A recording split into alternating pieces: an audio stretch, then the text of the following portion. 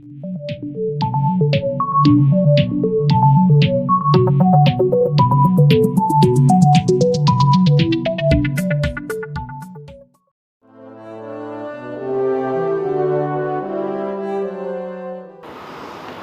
Student अस्सलाम वालेकुम।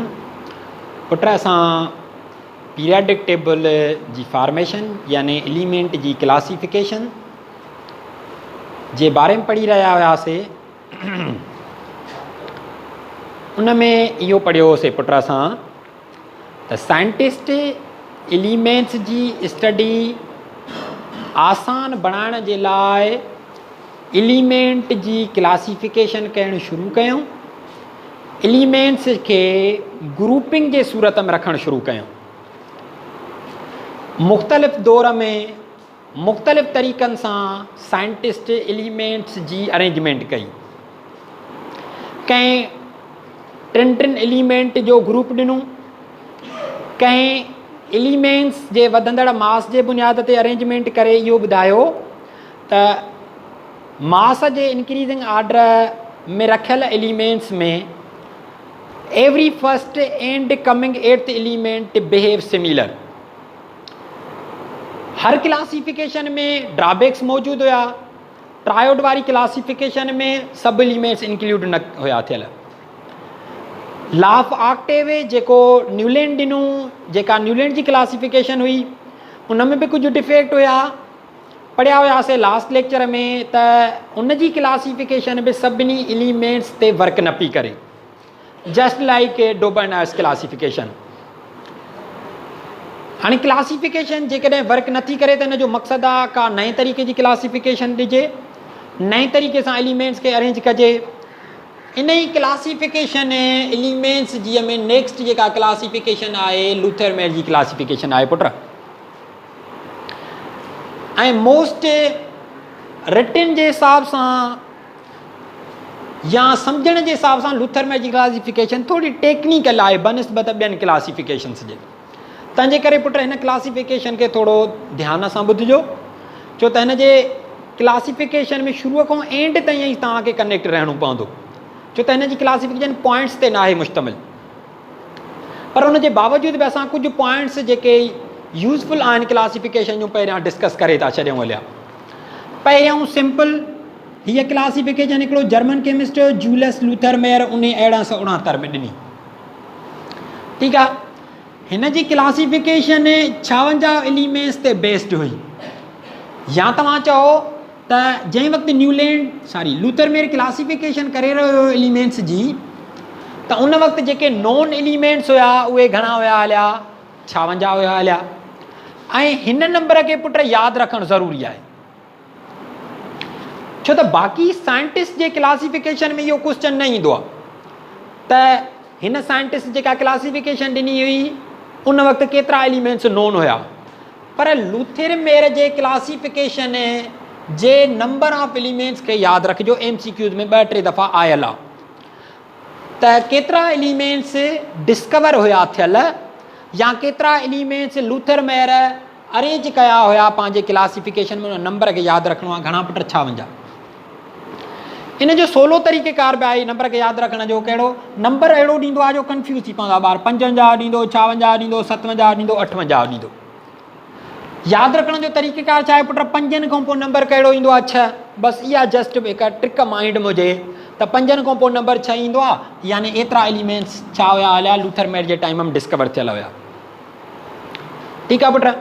उन खां पोइ नेक्स्ट जॾहिं बि एलिमेंट जी अरेंजमेंट कबी ग्रुपिंग जे सूरत में त कंहिं प्रॉपर्टी जे बुनियाद ते अरेंजमेंट कबी त लूथरमेयर कहिड़े बुनियाद ते, कहिड़ियुनि ख़ासियतुनि जे बुनियाद ते हिननि एलिमेंट्स जी अरेंजमेंट कई हली। त हिन 2 फंडामेंटल प्रॉपर्टीज़ हुयूं एलिमेंट्स जूं जिन खे इस्तेमालु करे हिन एलिमेंट जी अरेंजमेंट कई। एटॉमिक मास ऐं ॿी कहिड़ी प्रॉपर्टी हिन सिलेक्ट कई पुट? Atomic volume. पर्पज़ कहिड़ो हुयो पुट एटॉमिक मास सां गॾोगॾु एटॉमिक वॉल्यूम खे सिलेक्ट करण जो?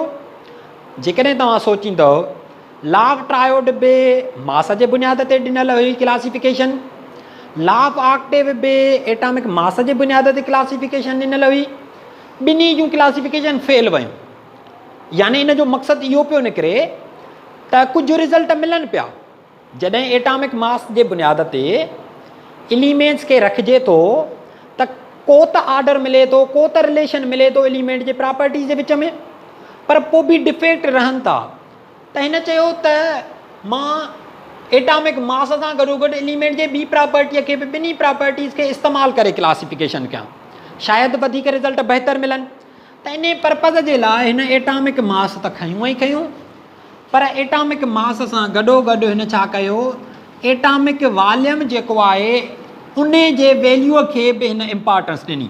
त एलिमेंट जे एटॉमिक मास ऐं एलिमेंट जे एटॉमिक वॉल्यूम हिननि ॿिन्ही प्रॉपर्टी जे बेस ते हिन एलिमेंट्स 56 अरेंज कया। ठीकु आहे पुट, हाणे अरेंज कयईं यानी ग्रुपिंग कयईं 56 एलिमेंट्स जी, छो त क्लासिफिकेशन करण जो मक़सदु आहे हलियो जेके एलिमेंट्स आहिनि उन्हनि जी ग्रुपिंग ठाहियो। त हिन 56 एलिमेंट्स खे केतिरनि ग्रुप्स में अरेंज कयो हुयो हलियो पुट, 9 ग्रुप्स में अरेंज कयो हुयो हलियो। 1 खां वेंदे रोमन अदद में घणा 9, त 9 ग्रुपनि ते हिकिड़ो चार्ट ठाहियो वियो जंहिंमें एलिमेंट्स खे हिननि ॿिन्ही प्रॉपर्टीज़ एटॉमिक मास ऐं एटॉमिक वॉल्यूम जी बुनियाद ते अरेंज कयो वियो ऐं केतिरा एलिमेंट्स अरेंज कया विया हलिया, 56 एलिमेंट्स अरेंज कया विया। पुट एसि ताईं पॉइंट क्लियर आहे, काई लॉजिक न आहे, स्ट्रेट फॉरवर्ड स्टेटमेंट आहिनि। ओके, कुझु इंपॉर्टेंट ॻाल्हियूं त हिन जॾहिं पुट क्लासिफिकेशन ॾिनी हुई त हिन ॿिनि स्टेप्स में, ॿिनि मरहलनि में पंहिंजी क्लासिफिकेशन कंप्लीट कई हली। पहिरीं स्टेप में हिन 56 मां 23 एलिमेंट्स खे अरेंज कयो हुयो हलियो। सेकंड स्टेप में जेके ॿिया एलिमेंट्स हुया उन्हनि जी बि न अरेंजमेंट कई हली। त समटाइम इहो चयो वेंदो आहे त इनिशियली हिन इनकम्पलीट टेबल ठाही हुई एलिमेंट्स जी, छो त पुट 56 मां 23 एलिमेंट्स अरेंज कयईं। इन जो मक़सदु आहे जेतिरा एलिमेंट्स मौजूदु आहिनि उन्हनि सभिनी जी अरेंजमेंट नाहे थियल। जॾहिं उन्हनि थोड़नि एलिमेंट जी अरेंजमेंट कयईं ऐं रिज़ल्ट हिनखे बहितर मिलिया त पोइ जेके एलिमेंट्स ॿिया हुया उन्हनि जी बि छा कयईं, साॻे तरीक़े सां अरेंजमेंट कयईं हली। यानी फर्स्ट इनकम्पलीट टेबल पब्लिश थी, देन आफ्टर 2 years, ठीकु आहे नी, 2 साल उन खां पोइ हिन छा कई हली, पंहिंजी पीरियाडिक टेबल जेका आहे कंप्लीट ॾिनी हली। पुट पॉइंट एसि ताईं क्लियर आहे, ठीकु आहे। अचो पुट हाणे हिन जेका क्लासिफिकेशन ॾिनी ॿियनि खां चेंज ईअं हुई जो हिन जी क्लासिफिकेशन में हिन ग्राफ खे छा कयो हलियो, यूज़ कयो हलियो। एलिमेंट्स जे प्रॉपर्टीज़ खे हिक ॿिए सां रिलेट करण जे लाइ हिन छा कयो हलियो, हिकिड़ो ग्राफ ठाहियो, उन ग्राफ जे मदद सां हिन एलिमेंट जे प्रॉपर्टीज़ खे छा कयो हलियो, रिलेट कयो हलियो। पुट न्यूलैंड छा कयो, मास जे बुनियाद ते सीरीज़ ठाही, पोइ प्रॉपर्टीज़ खे रिलेट कयईं। लूथर मेयर छा कयो, ग्राफ ठाहियो, ग्राफ ठाहे करे उन ग्राफ में एलिमेंट्स खे रखें, ग्राफ में एलिमेंट्स खे रखी पोइ एलिमेंट जूं प्रॉपर्टीज़ छा कयईं हलियूं, रिलेट कयईं हलियूं। पॉइंट खे सम्झंदा हलियो पुट, ठीकु आहे। हाणे जेको ग्राफ ठाहियईं एलिमेंट्स जो, उहो एलिमेंट जे कहिड़ियुनि ख़ासियतुनि जे बुनियाद ते एलिमेंट जे एटॉमिक मास ऐं उन जे एटॉमिक वॉल्यूम, इन्हनि ॿिनि प्रॉपर्टीज़ जे वैल्यूज़ खे यूज़ करे हिन पुट छा कयो हलियो, ग्राफ ठाहियो। उन ग्राफ हिन एलिमेंट जे प्रॉपर्टीज़ खे रिलेट कयो, एलिमेंट जे प्रॉपर्टीज़ हिकु जहिड़नि वारनि खे फाइंड कयो, फाइंड करे छा कयईं हली, नवां ग्रुप ठाहे रखणु शुरू कया। पॉइंट क्लियर आहे एसि ताईं पुट, ठीकु आहे। अचो त हाणे हिन जे ग्राफ खे था सम्झूं त हिन जेको ग्राफ आहे उहो कीअं ठाहियो। मेजर पुट ग्राफ खे ई सम्झणो आहे, अदरवाइज़ हे स्ट्रेट फॉरवर्ड पॉइंट्स आहिनि जेके तव्हांखे पढ़ी करे यादि करणियूं आहिनि। हाणे पुट हिन ग्राफ जेको ठाहियो उन में छा कयईं, हिकिड़े एक्सिस ते हिन एटॉमिक मास रखियो। सपोज़ था कयूं हलिया हिन एक्सिस ते हिन छा कयो हलियो, एटॉमिक वेट या एटॉमिक मास रखियो। हिन एक्सिस ते हिन छा कयो हलियो पुट, एटॉमिक वॉल्यूम रखे। सम्झंदा हलिजो पुट पॉइंट्स खे। हेॾे एटॉमिक मास वधंदो थो वञे, हिन वर्टिकल लाइन ते एटॉमिक वॉल्यूम वधंदो थो वञे हलियो। ही ॿिन्ही जी शुरूआती लाइन आहे।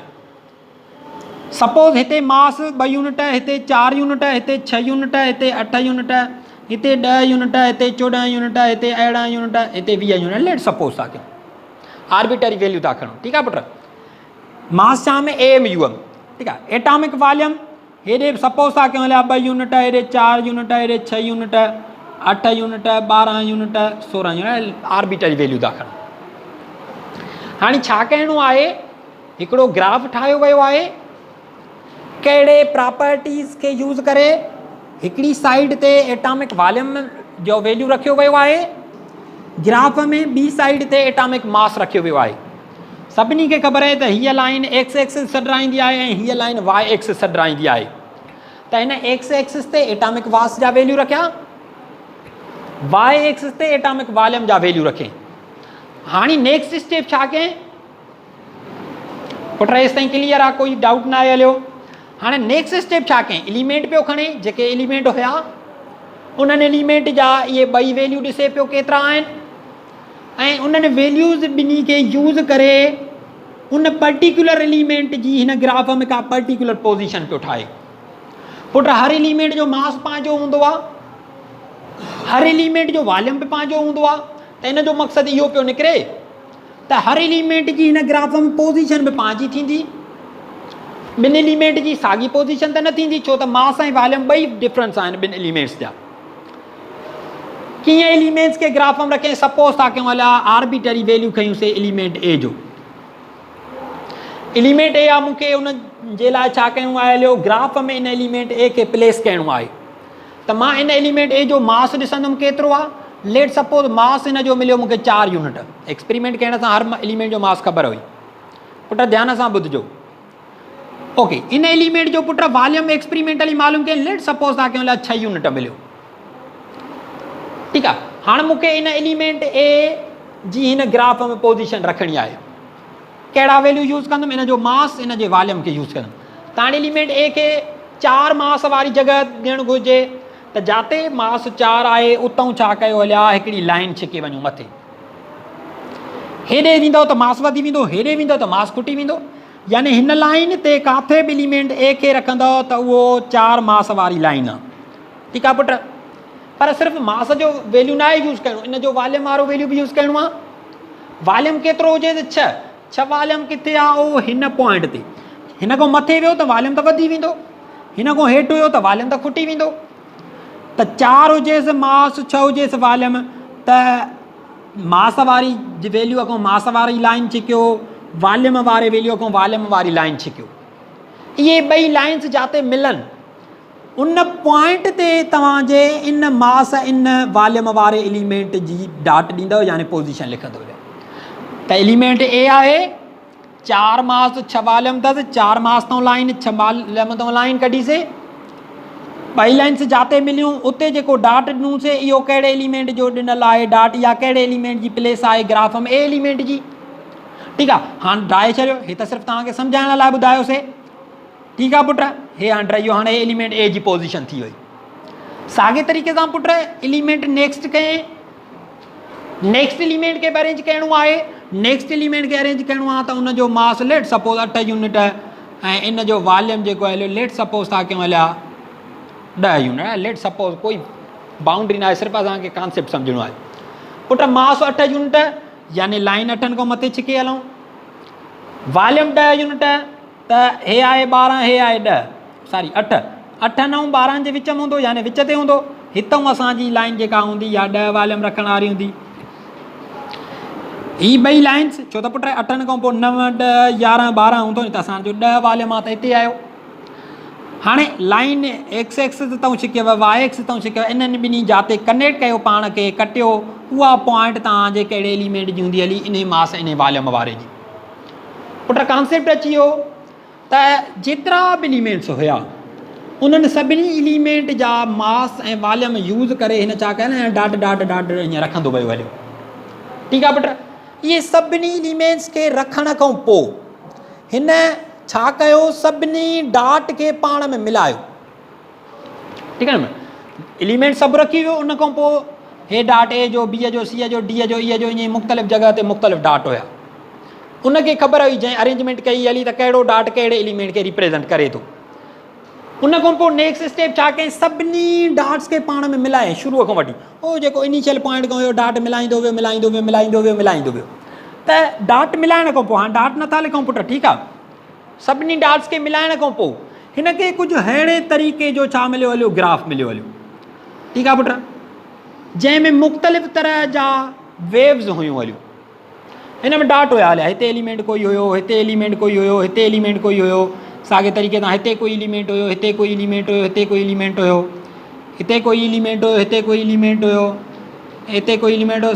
सम्झी सघो था पुट, पॉइंट क्लियर थिए थी, यानी हर प्लेस ते कोई एलिमेंट हुयो हलियो। एसि ताईं ॻाल्हि क्लियर थी वई हली पुट। त हिन जेके बि एलिमेंट्स हुया उन्हनि जे एटॉमिक मास ऐं एटॉमिक वॉल्यूम खे यूज़ करे, इन्हनि ॿिनि वैल्यूज़ खे यूज़ करे हिन ग्राफ में अरेंजमेंट कई एलिमेंट्स जी। ईअं करण खां पोइ छा कयईं, हाणे ऑब्ज़र्व पियो करे, हाणे एक्सपेरिमेंट पियो करे, हिन जी अरेंजमेंट कंप्लीट थी वई इन्हनि ॿिनि प्रॉपर्टी जे बुनियाद ते। हाणे एक्सपेरिमेंट करणु शुरू कयईं। जीअं पुट तव्हांजे न्यूलैंड कयो, छा कयईं न्यूलैंड, एटॉमिक मास खयूं हुए, उन जे बुनियाद ते सभिनी एलिमेंट्स खे अरेंज कयो हुए। रखण खां पोइ छा पियो करे, एक्सपेरिमेंट करणु शुरू कयईं हलियो। हिन एटॉमिक मास एटॉमिक वॉल्यूम इन ॿिनी प्रॉपर्टीज़ खे यूज़ कयो, यूज़ करे ग्राफ ठाहियईं एलिमेंट्स जो। ग्राफ ठाहिण खां पोइ हाणे छा पियो करे, एलिमेंट जे पर्टिकुलर वेव वारी पर्टिकुलर पोजीशन, ही पुट आहे पहिरीं वेव, ही आहे ॿी वेव, ही आहे टी वेव, ही आहे चौथी, ॼण त वेव्स शयूं, पहिरीं नंढी, ॿी उन खां वॾी, टी उन खां वॾी, चौथी उन खां वॾी, हीअ एक्सपेरिमेंट सां मिलियूं शयूं। पोइ छा कयईं, फर्स्ट वेव जे टॉप वारी पोजीशन ते जेको बि एलिमेंट हुयो, हिन इन एलिमेंट जे प्रॉपर्टीज़ खे ऑब्ज़र्व कयो त इहो कहिड़ियूं प्रॉपर्टीज़ थो शो करे। हाणे हिन जूं पंहिंजूं प्रॉपर्टीज़ हुयूं, हाणे अहिड़ियूं ई प्रॉपर्टीज़ बाक़ी एलिमेंट्स में ॻोल्हींदो पियो वञे कंहिं में थियूं मिलनि।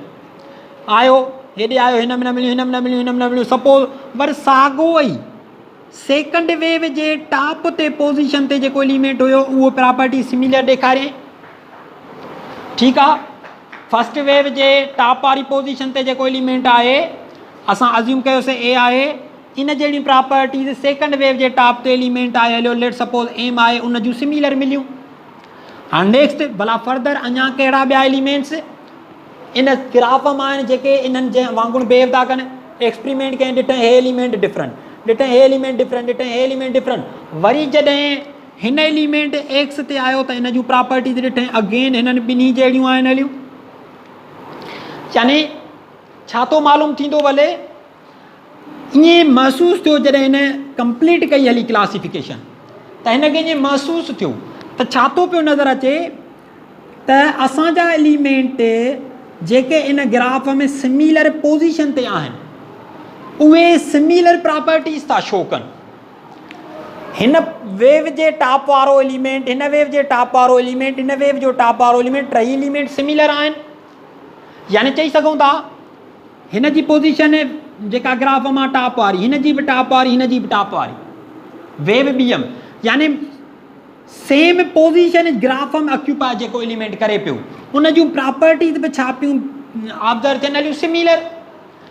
त इन जो मक़सदु इहो पियो निकिरे त हिन वेव जे टॉप ते जेको बि एलिमेंट हूंदो उन जूं भली प्रॉपर्टीज़ असांखे ख़बर बि न हुजनि, असां चई सघूं था इन रिलेशन खे यूज़ करे त इहो एलिमेंट पक सां कहिड़नि एलिमेंट जहिड़ो हूंदो हलियो, ए एम ऐं एक्स जहिड़ो हूंदो हलियो। छो त ग्राफ खे ॾिसंदे ॾिसंदे असांखे मालूम थियो नी त सिमिलर पोजीशन वारा सेम प्रॉपर्टी, सिमिलर पोजीशन वारा सेम प्रॉपर्टी, सिमिलर पोजीशन वारा सेम प्रॉपर्टी। त हिन जो मक़सदु इहो निकितो त हे बि अहिड़ी ई पोजीशन ऑक्यूपाई करे थो, त इन जो मक़सदु इहो हूंदो त इन एलिमेंट जूं बि प्रॉपर्टीज़ इन्हनि एलिमेंट जहिड़ियूं ई हूंदियूं। यानी इन जो मक़सदु आहे हिन खे सभिनी खे छा रखणु घुरिजे हलियो, साॻे ग्रुप में रखणु घुरिजे। पुट पॉइंट क्लियर थी वई। अच्छा, सिर्फ़ु हिकिड़ी ई पोजीशन वारनि ते हिन न पंहिंजे लॉ खे जस्टिफाई कयो, ॿियनि पोजीशन खे बि सिलेक्ट कयईं। सपोज़ हीअ आहे वेव जी शुरूआती, हिन खे पुट चवंदा आहियूं हलिया असेंडिंग पोर्शन ऐं हिन खे चवंदा आहियूं डिसेंडिंग पोर्शन। हिन खे पीक चवंदा आहियूं हलिया ऐं हिन खे बॉटम चवंदा आहियूं हलिया, या हिन खे हिकिड़ो लफ़्ज़ मिनिमा बि लफ़्ज़ चयो वेंदो आहे हलियो, ठीकु आहे न। पर भली तव्हां इहो साइंटिफिक लफ़्ज़ खां जेको ईज़ी वर्ड लॻे उहो यूज़ करे सघो था। पुट हे वेव वधंदी थी वञे, वधंदी थी वञे, हिकु मैक्सिमम पॉइंट ते पहुचण खां पोइ खुटंदी थी वञे, खुटंदी थी वञे, वरी वेव वधंदी थी वञे, वधंदी थी वधंदी, हिकु मैक्सिमम पॉइंट ते पहुचण खां पोइ वरी खुटंदी थी वञे। त ही आहे वेव जी असेंडिंग पोजीशन ऐं ही आहे वेव जी डिसेंडिंग पोजीशन। ठीकु आहे पुट। हाणे छा कयईं, असेंडिंग पोर्शन वारनि एलिमेंट खे ॾिसणु शुरू कयईं। चई हे असेंडिंग पोर्शन ते कोई एलिमेंट आहे बी। हाणे ही वेव पूरी थी वई। नेक्स्ट वेव जे असेंडिंग पोर्शन ते कोई एलिमेंट आहे हलियो डी। ॾिठई हे बि साॻी पोजीशन ते, हे बि साॻी पोजीशन ते। प्रॉपर्टीज़ मालूम कयईं सेम थियनि थियूं। मालूम थियो त बी ऐं डी सिमिलर आहिनि हलिया। वरी भला नेक्स्ट वेव जे असेंडिंग पोजीशन ते जेको एलिमेंट अचे थो, सपोज वाई, ॾिठो वियो त इहो बि एलिमेंट ए ऐं डी वांगुरु छा आहे हलियो, सिमिलर आहे हलियो। त इन जो मक़सदु इहो निकितो त सिमिलर पोजीशन ते एलिमेंट जेके ऑक्यूपाए कनि था, साॻियूं पोजीशनूं जेके मुख़्तलिफ़ वेव में ऑक्यूपाए कनि था, उहे एलिमेंट सिमिलर बिहेवियर ॾेखारनि था। त इन जो मक़सदु इहो थींदो त हिन नेक्स्ट वेव जे असेंडिंग आर्डर में जेको एलिमेंट्स हूंदो, उन जूं प्रॉपर्टीज़ भली न बि मालूम थियल हुजनि, असां प्रिडिक्ट करे सघूं था त इहो जेके पोयूं वेव आहिनि उन्हनि जे असेंडिंग पोजीशन वारनि एलिमेंट्स जहिड़ो हूंदो हलियो। पुट पॉइंट क्लियर आहे हेसि ताईं?